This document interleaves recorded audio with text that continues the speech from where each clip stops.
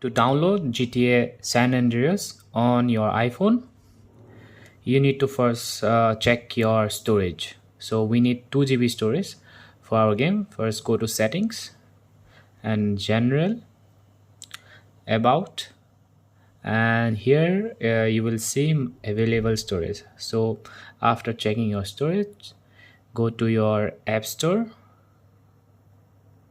and type here GTA San Andreas.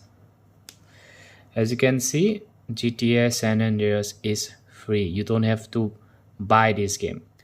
But the twist is you need Netflix subscription.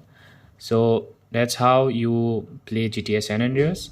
It's basically free but with Netflix subscription. So yeah, that's how you can play. You can download it from here, and then you need to log in through your Netflix account, and then you'll be able to play the game.